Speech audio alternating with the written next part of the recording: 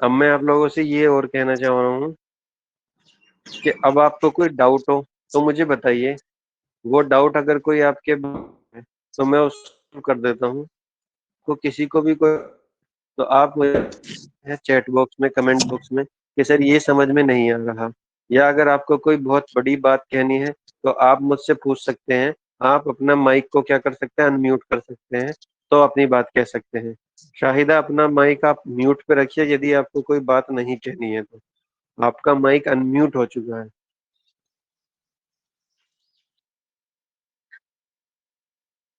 किसी और बच्चे को कुछ पूछना है? हाँ, रीजनिंग आती है बीए में।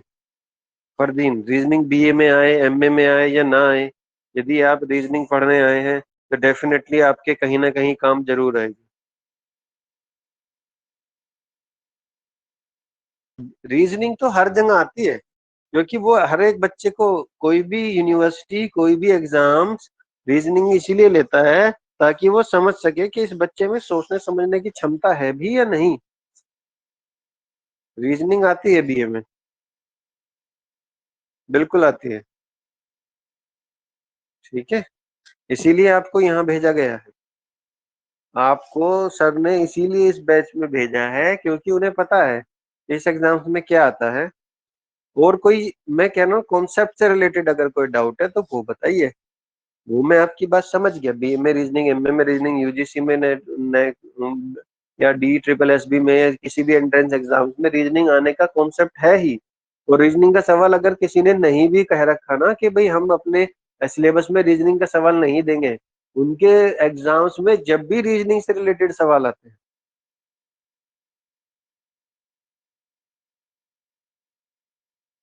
होपफुली अब आपको कहीं ना कहीं ये बात समझ आ गई होगी। आप लोग में से कोई भी कुछ मैसेज में नहीं बता रहा कि उन्हें कोई प्रॉब्लम है या कोई डाउट है, तो मैं यही अंडरस्टैंड करूंगा कि आपको जो मैंने कॉन्सेप्ट बताए वो सारे क्लियर हैं। ओके। अब जरा मैं कुछ दो चार सवाल जो आपके रह गए हैं वो मैं थोड़ा सा आपको अल्फाबेटिक के और बता देता हूँ, क्योंकि सीरीज जो है वो अल्फाबेट में भी बन जाती है। एक सवाल है, मैं शुरुआत कर देता हूँ, पूरा तो नहीं हो पाएगा लेकिन एक दो सवाल मैं प्रयास करता हूँ आपको बता। देखिए, सबसे पहले तो आप ये कॉन्सेप्ट समझिए कि जब भी आपको अल्फाबेट वाली सीरीज शुरू करनी है तो तुरंत अपने कहीं भी पेपर पर ऐसी जगह जहां से आपको एक्सेस हो जाए एग्जाम में, ये ABCDE लिख लेनी।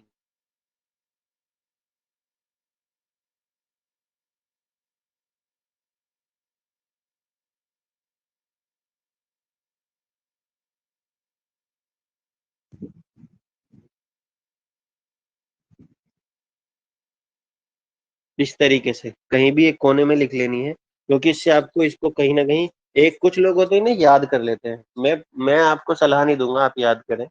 आप याद करेंगे खामखा एक मेमोरी बढ़ेगी, कौन से नंबर पे कौन सा आता है। जैसे M कौन से पे आता है, 13 पे, N 14 पे, O 15 पे, या P 16 पे, T 20 पे, कुछ लोग याद भी कर लेते हैं। आप करना चाहें कर सकते हैं, मेरी सलाह नहीं है याद करने की। आप इस चीज को, जैसे ही आपको क्वेश्चन पेपर मिला और कहीं ऐसा सवाल आया तो एक जगह ऐसा लिख लो, और जब भी दो तीन सवाल इससे रिलेटेड आए उन्हीं को देख के आप तुरंत इसको लगा सकते हैं, कोई दिक्कत नहीं है। बोर्ड शो नहीं हो रहा? ब्लड रिलेशन शायद बिल्कुल होता है, वो भी कराएंगे। वो तो मोस्ट इंपोर्टेंट चैप्टर है, वो तो कराएंगे ही कराएंगे। तो अभी आपको किसी को बोर्ड शो हो रहा है, नहीं हो रहा है, आप मुझे बताइए। कुछ लोग कह रहे हैं बोर्ड शो नहीं हो रहा, कोई रिप्लाई करिए बोर्ड शो हो रहा है या नहीं।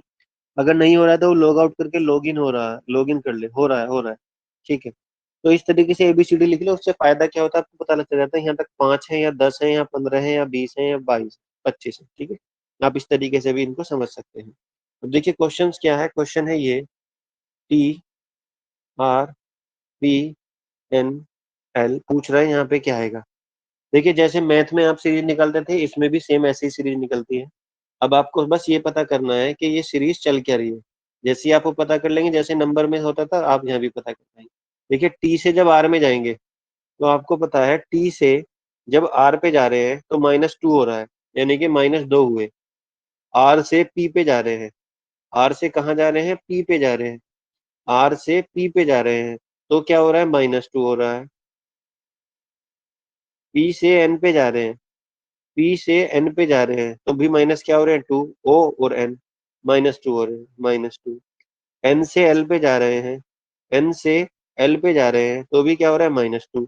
तो आपको सीरीज पता चल गई कि हर करेक्टर के बाद 2 नंबर क्या हो रहे हैं, माइनस हो रहे हैं। तो एल के बाद -2 होंगे, तो एल के बाद क्या आता है, एल से पहले क्या आता है के, और के से पहले क्या आता है जे, यानी कि यहाँ पर क्या आएगा, जे आएगा। जे इज द आंसर। तो अल्फाबेट में भी इस तरीके की सीरीज आपको मिल सकती है। ठीक है,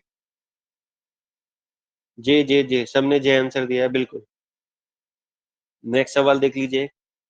उसने लिखा ए जी एल पी एस, आपसे पूछ रहे हैं यहाँ पे क्या है।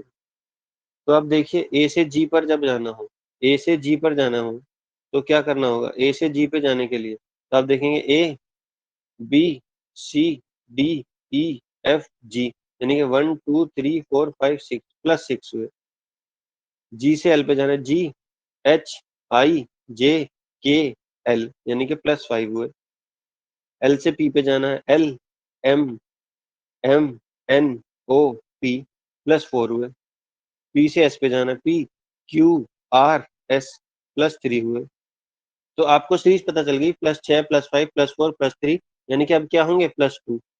और +2 का मतलब है एस के बाद यू टी यू, यानी कि 2 प्लस हो गया, क्या आ रहा है, यू आ रहा है, तो एस के बाद क्या आएगा, U. U is the answer. U, Y नहीं, यू। एस के बाद यू, +6 +5 +4 +3 +2। ये बिल्कुल जैसे नंबर की सीरीज है, बिल्कुल वैसी ही होती है। इसमें आसानी ये होती है कि इसमें मल्टीप्लाई वगैरह नहीं आता, डिवाइड स्क्वायर क्यूब रूट नहीं आता, प्लस माइनस ही आएगा, इसमें आसान होती है। तो इस तरीके के सवाल हैं। कल इस तरीके के सवाल और करेंगे, और उसके बाद ये वाला जो सीरीज का चैप्टर है हमारा फिनिश हो जाएगा। तो आप लोगों को इसका रिकॉर्डेड सेशन भी मिल जाएगा। लेकिन मुझे लगता है कि आज का कुछ रिकॉर्डेड में कुछ इश्यू हुआ है, तो आधी क्लास ही रिकॉर्ड हो पाई है शायद। तो जो भी रिकॉर्डेड है वो आप देख लीजिएगा, और आपको कोई भी डाउट हो तो कल प्लीज पूछ लीजिएगा। अपनी बुक से प्रैक्टिस कीजिएगा, जो भी आपके पास बुक है, और उस बुक से प्रैक्टिस करके जरूर आइएगा, क्योंकि एक बार चैप्टर खत्म हो जाएगा तो फिर आप उसको डाउट नहीं कर पाएंगे। और सभी स्टूडेंट से मेरी रिक्वेस्ट है कि देखिए, मैं आपके घर नहीं आ रहा, मैं आपको देख नहीं रहा, मैं आपको पर्सनली जानता भी नहीं हूँ, लेकिन फिर भी मैं आप लोगों से ये रिक्वेस्ट कर रहा हूँ कि आप लोग प्लीज नियम से पढ़िए। अब आपको मैंने एक सीरीज का चैप्टर लगभग कंप्लीट करा दिया है, तो अब आप किसी भी बुक से, मैं कह रहा हूँ किसी भी बुक से, कोई भी बुक जो आपके एग्जाम्स के स्तर की हो, उन बुक्स को उठाइए और उनसे सीरीज के क्वेश्चंस कीजिए, और जितने ज्यादा हो सकते हैं उतने ज्यादा कीजिए। आपसे सारे ना हो, सारे ना हो, कुछ हो वो करिए। जो ना हो उन्हें देखिए, समझिए कि क्या वो इतने इम्पोर्टेंट है कि उन्हें पढ़ा जाना चाहिए, नहीं पढ़ा जाना चाहिए, आप मुझे बताइए। और यदि फिर भी अगर आपको कोई इशू है, तो आप मुझे अपने चैट बॉक्स में जाके रिकॉर्डिंग वाले सेक्शन में मुझे वो फोटो खींच के या वो सवाल लिख के भेज सकते हैं, ताकि मैं उसे कल क्लास में इंक्लूड कर लूँ। आप चैट में जाइएगा, और वहां जाकर कोई भी सवाल है कि सर ये सवाल मुझे बहुत डिफिकल्ट लग रहा है, या इसका कॉन्सेप्ट मेरी समझ में नहीं आया, आप वो मुझे भेजिएगा, मैं उसको कल क्लास में इंक्लूड कर लूंगा। और कल क्लास में इंक्लूड करके आपके जो भी डाउट्स हैं वो मैं लूंगा, और अगर कोई डाउट्स नहीं रहेंगे तो कल हम आपकी क्लास को यहीं पर फिनिश कर लेंगे। तो माय डियर, मेरी तरफ से इतना ही। आप सब लोगों को बहुत बहुत शुक्रिया। नहीं, क्लास रह गई है, हाँ शाहिदा, मैं समझ रहा हूँ आपकी प्रॉब्लम को। देखता हूँ क्या कर सकते हैं। रिकॉर्डिंग तो आएगी ही आपके लिए, वो कोई इशू नहीं है, लेकिन मैं कह रहा हूँ कुछ, शायद मुझे लग रहा है कुछ पार्ट इसका मिस हो गया है जो रिकॉर्ड नहीं हुआ है। तो अगर वो रिकॉर्ड नहीं हुआ है तो वो शायद नहीं मिल पाएगा किसी कारण से।